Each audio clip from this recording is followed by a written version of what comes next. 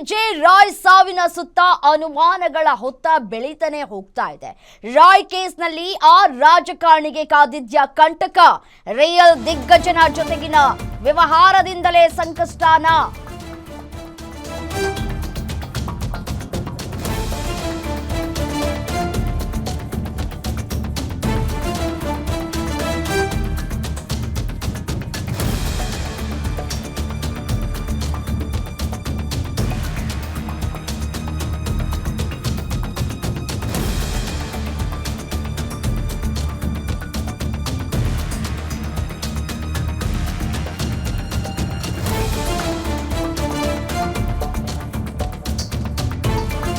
ರಾಯ್ ಕೇಸ್ನಲ್ಲಿ ಆ ರಾಜಕಾರಣಿಗೆ ಕಾದಿದ್ಯ ಕಂಟಕ, ರಿಯಲ್ ದಿಗ್ಗಜನ ಜೊತೆಗಿನ ವ್ಯವಹಾರದಿಂದಲೇ ಸಂಕಷ್ಟನ.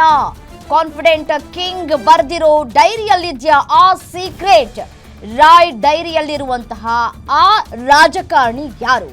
ಗ್ಯಾರಂಟಿ ನ್ಯೂಸ್ನಲ್ಲಿ ರಾಯ್ ಡೈರಿಯ ಸ್ಫೋಟಕ ಮಾಹಿತಿ. 9 ಪುಟಗಳ ಡೈರಿಯಲ್ಲಿ, ಕೊನೆಯದಾದ 9 ಪುಟಗಳ ಹಾಳೆಯಲ್ಲಿ ರಾಜಕಾರಣಿಯ ಹೆಸರನ್ನ ಉಲ್ಲೇಖ ಮಾಡಿದ್ದಾರೆ ಅನ್ನುವಂತಹ ಮಾಹಿತಿ ಸಿಗ್ತಾ ಇದೆ. ಬರೀ ರಾಜಕಾರಣಿಯ ಹೆಸರಷ್ಟೇ ಉಲ್ಲೇಖ ಮಾಡಿದ್ದಾರಾ ಅಥವಾ ಬೇರೆ ಯಾವುದಾದರೂ ವಿಚಾರವನ್ನ ಅವರು ಉಲ್ಲೇಖ ಮಾಡಿದ್ದಾರಾ? ಡೀಟೇಲ್ಸ್ ನಿಮ್ಮ ಮುಂದೆ. ಸಿಜೆ ರಾಯ್ ಆತ್ಮಹತ್ಯೆ ಪ್ರಕರಣದ ತನಿಖೆ ಮತ್ತಷ್ಟು ಚುರುಕುಗೊಳ್ತಾ ಇದೆ. ರಾಯ್ ಬರೆದಿದ್ದಂತಹ ಡೈರಿಯನ್ನ ಬೆನ್ನತ್ತಿದ್ದಾರೆ ಎಸ್ಐಟಿ ಅಧಿಕಾರಿಗಳು.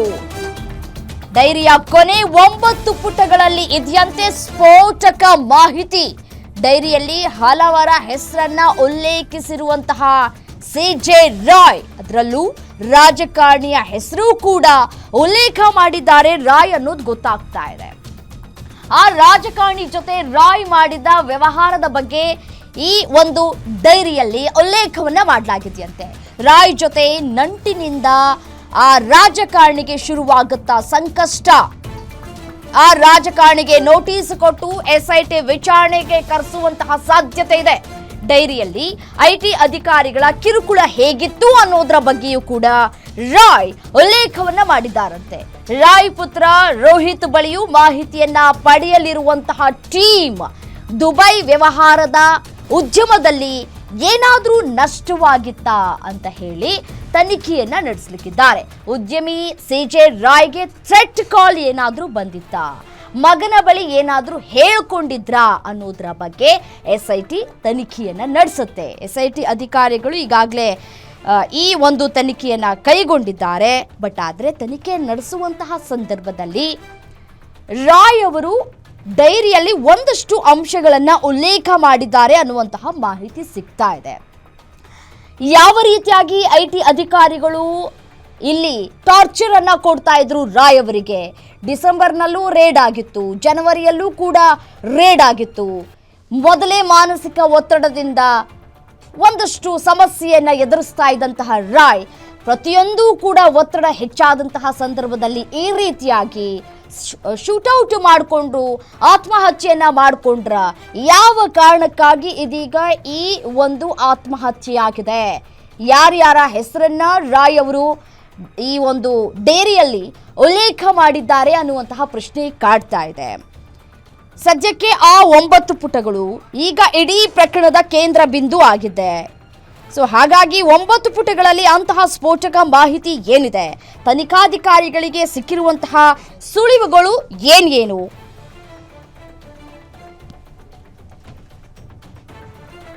ಏನು ಇದೇ ವಿಚಾರಕ್ಕೆ ಸಂಬಂಧಪಟ್ಟಂತೆ ಮತ್ತಷ್ಟು ಡೀಟೇಲ್ಸ್ ನೀಡ್ತಾ ಹೋಗ್ತಾರೆ ಸೀನಿಯರ್ ಕ್ರೈಮ್ ರಿಪೋರ್ಟರ್, ನೇರ ಸಂಪರ್ಕದಲ್ಲಿ ಜಾಯಿನ್ ಆಗಿದ್ದಾರೆ ಮಂಜುನಾಥ್. ಈಗ ಈ ರಾಯ್ ಅವರ ಆತ್ಮಹತ್ಯೆಯ ಮುಂದೆ ಒಂದು ಕಡೆ 108 ಅನುಮಾನಗಳು ವ್ಯಕ್ತವಾಗ್ತಾ ಇದೆ. ಈಗ ಸದ್ಯಕ್ಕೆ ಎಸ್ಐಟಿ ಅಧಿಕಾರಿಗಳು ತನಿಖೆ ನಡೆಸ್ತಾ ಇದ್ದಾರೆ. ಒಂದು ಡೈರಿ ಸಿಕ್ಕಿದೆ ಅಂತ ಹೇಳಾಗ್ತಾ ಇದೆ. ಆ ಡೈರಿಯಲ್ಲಿ ಏನೆಲ್ಲ ಅಂಶಗಳನ್ನ ಉಲ್ಲೇಖ ಮಾಡಿದ್ದಾರೆ, ರಾಜಕಾರಣಿ ಹೆಸರು ಕೂಡ ಉಲ್ಲೇಖ ಅಂತ ಹೇಳಾಗ್ತಾ ಇದೆ. ಯಾರು ಆ ರಾಜಕಾರಣಿ? ರಮ್ಯಾ, ಸಿಜೆ ರಾಯ್ ಅವರ ಆತ್ಮಹತ್ಯೆ ಪ್ರಕರಣಕ್ಕೆ ಸಂಬಂಧಪಟ್ಟಂತೆ ಸದ್ಯ ರಾಜಕಾರಣಿ ಹೆಸರನ್ನ ಬಹಿರಂಗ ಪಡಿಸಲಿಲ್ಲ. ಆದ್ರೆ ಮೊದಲಿಗೆ ಘಟನಾ ನಡೆದಂತ ಸ್ಥಳಕ್ಕೆ ಅಶೋಕ್ ನಗರ ಪೊಲೀಸ್ ಭೇಟಿ ಕೊಟ್ಟಿದ್ರು. ಆ ವೇಳೆ ಸ್ಥಳ ಪರಿಶೀಲನೆ ಸಂದರ್ಭದಲ್ಲಿ ಅಲ್ಲೊಂದು ಡೈರಿ ಸಿಕ್ಕಿತ್ತು. ಆ ಡೈರಿಯನ್ನ ಪರಿಶೀಲನೆ ಮಾಡಿದಾಗ ಸಾಕಷ್ಟು ಅಂಶಗಳನ್ನ ಅದನ್ನು ಉಲ್ಲೇಖ ಮಾಡಿದ್ದು. ಅದಕ್ಕೆ ಸಂಬಂಧಪಟ್ಟಂತೆ ಹಿರಿಯ ಅಧಿಕಾರಿಗಳು ಆವತ್ತು ಆ ಡೈರಿಯನ್ನು ಸಹ ವಶಕ್ಕೆ ಪಡ್ಕೊಂಡಿದ್ರು. ಉಳಿದಂತೆ IT ಅಧಿಕಾರಿಗಳ ಒಂದು ಕಿರುಕುಳದಿಂದಲೇ ಆತ್ಮಹತ್ಯೆ ಮಾಡ್ಕೊಂಡಿದ್ದಾರೆ ಅಂತಕ್ಕಂತ ಒಂದು ಆರೋಪ ಕೇಳಿ ಬಂದಿತ್ತು. ಹಾಗಾಗಿ ಸದ್ಯ IT ಅಧಿಕಾರಿಗಳನ್ನೂ ಸಹ ಅವರು ಅವತ್ತಿನ ದಿನ ಅಂದ್ರೆ ಏನು ಜನವರಿ 30ನೇ ತಾರೀಕು ಏನು ಘಟನೆ ನಡೆಯಿತು ಆ ದಿನ IT ಅಧಿಕಾರಿಗಳಿಂದಲೂ ಸಹ ಒಂದಷ್ಟು ಮಾಹಿತಿಯನ್ನ ಕಲೆ ಹಾಕಿದ್ದಾರೆ. ಅದರ ಜೊತೆಗೆ ಡೈರಿಯನ್ನ ಪರಿಶೀಲನೆ ಮಾಡಿದಾಗ IT ಅಧಿಕಾರಿಗಳ ಕಿರುಕುಳ, ಅದರ ಜೊತೆಗೆ ಬೇರೆ ಬೇರೆ ಇನ್ವೆಸ್ಟ್ಮೆಂಟ್ ಅವರು ವಾಪಸ್ಸನ್ನ ಕೇಳಿದ್ರು, ಅದರ ಜೊತೆಗೆ ಇವರಿಗೆ ಯಾರೆಲ್ಲ ಹಣವನ್ನ ಕೊಡಬೇಕು ಅನ್ನೋದ್ರ ಬಗ್ಗೆ ಸಹ ಒಂದಷ್ಟು ಮಾಹಿತಿಯನ್ನ ಬರೆದಿಟ್ಟಿದ್ದಾರೆ. ಅದರಲ್ಲಿ ಪ್ರಮುಖವಾಗಿ ಒಬ್ಬ ರಾಜಕಾರಣಿ ಹೆಸರನ್ನ ಉಲ್ಲೇಖ ಮಾಡಿದ್ದಾರೆ ಅಂತಕ್ಕಂಥದ್ದು. ಅದು ರಾಜ್ಯದ ರಾಜಕಾರಣಿಯೋ ಅಥವಾ ನೆರೆ ರಾಜ್ಯದ ಕೇರಳ ರಾಜಕಾರಣಿಯೋ ಅನ್ನೋದು ಈಗ ಮುಂದುವರೆದಂತ ತನಿಖೆಯಲ್ಲಿ ಬಹಿರಂಗ ಆಗ್ಬೇಕಾಗಿದೆ. ಅವರು ಒಂದು ಸಾರ್ಥರನ್ನ ಕೊಡ್ತಾ ಇದ್ರ ಬಗ್ಗೆ ಸಹ ಮಾಹಿತಿ ಉಲ್ಲೇಖ ಆಗಿದೆ. ಮತ್ತೊಂದು ಕಡೆ ಅವರ ಪುತ್ರ ಏನು ಅವರ ದುಬೈನಲ್ಲಿ ವ್ಯವಹಾರ ಮಾಡ್ತಾ ಇದ್ದಾರೆ, ಅದಕ್ಕೆ ಸಂಬಂಧಪಟ್ಟಂತೆ ಒಂದಷ್ಟು ಮಾಹಿತಿಗಳನ್ನ ಆ ಡೈರಿಯಲ್ಲಿ ಉಲ್ಲೇಖ ಮಾಡಲಾಗಿದೆ. ಆ ವಿಚಾರಕ್ಕೆ ಸಂಬಂಧಪಟ್ಟಂತೆ ಈಗ ಅವರ ಪುತ್ರರಿಂದಲೂ ಸಹ ಒಂದಷ್ಟು ಮಾಹಿತಿಗಳನ್ನ ಕಲೆ ಹಾಕುವಂತ ಕೆಲಸವನ್ನ SIT ಅಧಿಕಾರಿಗಳು ಮಾಡ್ತಾ ಇದ್ದಾರೆ. ಮತ್ತೊಂದು ಕಡೆ ಏನು ರಾಜಕಾರಣಿ ಹೆಸರು ಕೇಳಿ ಬಂದಿದೆ, ಅವರಿಗೂ ಸಹ ಒಂದು ನೋಟಿಸ್ ಅನ್ನ ಕೊಟ್ಟು ಈ ಪ್ರಕರಣಕ್ಕೆ ಸಂಬಂಧಪಟ್ಟಂತೆ ವಿಚಾರಣೆಗೆ ಕರೆಯುವಂತ ಎಲ್ಲಾ ಸಾಧ್ಯತೆಗಳು ಈ ಒಂದು ರಾಯಿಗೆ ಸೂಸೈಡ್ ಕೇಸ್ ಅಲ್ಲಿ ಕೇಳಿ ಬರ್ತಾ ಇರ್ತಕ್ಕಂಥದ್ದು. ರಮ್ಯಾ, ಮತ್ತೊಂದು ಕಡೆ ಈಗ ಮಗನನ್ನು ಕೂಡ ವಿಚಾರಣೆ ನಡೆಸುವಂತಹ ಸಾಧ್ಯತೆಗಳು ಕೂಡ ದಟ್ಟವಾಗಿದೆ. ಈ ಬಿಸ್ನೆಸ್ ನಲ್ಲಿ ಏನಾದರೂ ಲಾಸ್ ಆಗಿತ್ತಾ ಅನ್ನುವಂತಹ ವಿಚಾರಕ್ಕೆ ಸಂಬಂಧಪಟ್ಟಂತೆ ವಿಚಾರಣೆಗೆ ಒಳಪಡಿಸುವ ಸಾಧ್ಯತೆ, ಜೊತೆಗೆ ಈ ರಾಜಕಾರಣಿಯ ಹೆಸರು ಏನ್ ಕೇಳಿ ಬರ್ತಾ ಇದೆ ಅವರ ವಿಚಾರಣೆ ನಡೆಸುವಂತಹ ಸಾಧ್ಯತೆಗಳು ಇದೆಯಾ? SIT ನೋಟಿಸ್ ಕೊಡುವಂತಹ ಸಾಧ್ಯತೆ ಎಷ್ಟು ಮಟ್ಟಿಗಿದೆ ಅಂತ? ಖಂಡಿತ ರಮ್ಯ, ಇಲ್ಲಿ ಏನು ಈ CJ ರಾಯ್ ಅವರ ಸೂಸೈಡ್ಗೆ ಪ್ರಕರಣಕ್ಕೆ ಸಂಬಂಧಪಟ್ಟಂತೆ ಇಲ್ಲಿವರೆಗೂ ಸ್ಪಷ್ಟವಾದಂತ ಕಾರಣ ಪತ್ತೆಯಾಗಿಲ್ಲ. ಈ ಹಿನ್ನೆಲೆಯಲ್ಲಿ ಊಹಾಪೋಹಗಳು ಏನ್ ಕೇಳಿ ಬರ್ತಾ ಇದಾವೆ. ಒಂದು ಕಡೆ ಇನ್ವೆಸ್ಟ್ಮೆಂಟ್ ಹಾಕಿದ್ರು, ಲಾಸ್ ಆಗಿದೆ. ಆ ಲಾಸ್ ಆದಂತ ಹಿನ್ನೆಲೆಯಲ್ಲಿ ಆ ಇನ್ವೆಸ್ಟರ್ಸ್ ಎಲ್ಲರೂ ಸಹ ತಾವು ಹೂಡಿರ್ತಕ್ಕಂಥ ಬಂಡವಾಳವನ್ನು ವಾಪಸ್ ಕೇಳಿದ್ರು ಅಂತಕ್ಕಂಥ ಮಾತುಗಳು ಕೇಳಿ ಬರ್ತಾ ಇದೆ.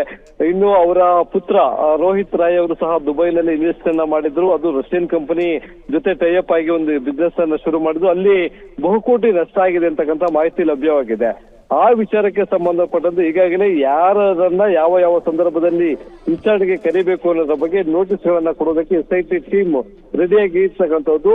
ಅದು ಪ್ರಾಥಮಿಕವಾಗಿ ಇಲ್ಲಿ ಘಟನಾ ಸ್ಥಳದಲ್ಲಿ ಸಿಕ್ಕಂತ ಮಾಹಿತಿಗಳನ್ನ ಕಲೆ ಹಾಕಿರ್ತಕ್ಕಂಥ SIT ತಂಡ ಆ ಡೈರಿಯಲ್ಲಿ ಉಲ್ಲೇಖ ಮಾಡಿರ್ತಕ್ಕಂಥ ಅಂಶಗಳು, ಹಣವನ್ನ ಇವರು ಯಾರ್ಯಾರಿಗೆ ಕೊಡಬೇಕಾಗಿತ್ತು ಅಥವಾ ಇವರಿಗೆ ಯಾರು ಹಣವನ್ನ ಕೊಡಬೇಕಾಗಿತ್ತು, ಜೊತೆಗೆ IT ಅಧಿಕಾರಿಗಳು ಪದೇ ದಾಳಿ ಮಾಡೋದಕ್ಕೆ ಏನ್ ಕಾರಣ ಆಗಿತ್ತು, ಇಲ್ಲಿ ರಾಜಕೀಯ ಒತ್ತಡ ಏನಾಗಿತ್ತು ಅನ್ನೋದ್ರ ಬಗ್ಗೆ ಎಲ್ಲವೂ ಸಹ ಒಂದು ಪರಿಶೀಲನೆಯನ್ನ ಮಾಡಿ ಮೊದಲಿಗೆ ಇಲ್ಲಿ ಸಂಶಯಾಸ್ಪದವಾಗಿ ಕಂಡು ಬರ್ತಕ್ಕಂಥ ಒಬ್ಬ ಏನು ರಾಜಕಾರಣಿ ಇದ್ದಾರೆ ಅವರಿಗೆ ನೋಟಿಸ್ ಅನ್ನ ಕೊಟ್ಟು ನಿಮ್ಮ ವಿರುದ್ಧ ಈ ರೀತಿಯಾದಂತಹ ಅಂಶಗಳು ಅವರ ಡೈರಿಯಲ್ಲಿ ಕಂಡು ಬಂದಿದೆ, ಅದಕ್ಕೆ ಸ್ಪಷ್ಟೀಕರಣ ಕೊಡಬೇಕು ಅನ್ನೋ ನಿಟ್ಟಿನಲ್ಲಿ ಅವರು ಒಂದು ನೋಟಿಸ್ ಅನ್ನು ನೀಡುವಂತ ಸಾಧ್ಯತೆ ಇದೆ. ಜೊತೆಗೆ ಅವರ ಇಬ್ಬರ ನಡುವಿನ ಒಂದು ವ್ಯಾವಹಾರಿಕ ಸಂಬಂಧ ಹೇಗಿತ್ತು ಅನ್ನೋದ್ರ ಬಗ್ಗೆ ಸಹ ಒಂದಷ್ಟು ಮಾಹಿತಿಗಳನ್ನ ಕಲೆ ಹಾಕ್ತಾರೆ.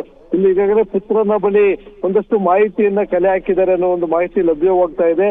ಆತ ಯಾವ ಉದ್ದೇಶಕ್ಕಾಗಿ ಯಾವ ಬಿಸ್ನೆಸ್ ಅನ್ನ ದುಬೈಯಲ್ಲಿ ನಡೆಸ್ತಾ ಇದ್ದ, ಅಲ್ಲಿ ಎಷ್ಟು ಲಾಸ್ ಆಗಿತ್ತು, ಆ ಒಂದು ಬಿಸ್ನೆಸ್ಗೆ ಅಲ್ಲಿ ಇನ್ವೆಸ್ಟ್ಮೆಂಟ್ ಮಾಡಿದ್ದವ್ರು ಯಾರು, ಅವರಿಂದ ಏನಾದ್ರು ಫೋನ್ ಕರೆಗಳು ಬರ್ತಾ ಇತ್ತಾ, ಒಂದು ಪ್ರೆಸರ್ ಇತ್ತಾ ಅನ್ನೋದ್ರ ಬಗ್ಗೆ. ಮತ್ತೊಂದು ಕಡೆ IT ಅಧಿಕಾರಿಗಳು ಇಲ್ಲಿ ಏನು ಅಂತಿಮವಾಗಿ ತನ್ನ ತಾಯಿ ಬಳಿ ಅವರು ಮಾತನಾಡಿದ್ರು ಅಂತಕ್ಕಂಥ ಒಂದು ಹೇಳಿಕೆ ಇದೆ. ಅವರ ತಾಯಿಯನ್ನು ಸಹ ವಿಚಾರಣೆ ಒಳಪಡಿಸ್ತಾರೆ. ಅವರ ತಾಯಿ ಬಳಿ ಕೊನೆಯದಾಗಿ ಏನೆಲ್ಲ ಮಾತನಾಡಿದ್ರು CJ ರಾಯ್ ಅವರು ಅನ್ನೋದ್ರ ಬಗ್ಗೆ ತನಿಖೆಯನ್ನ ಮುಂದುವರಿಸ್ತಾ ಇದ್ದಾರೆ. Ramya, thank you.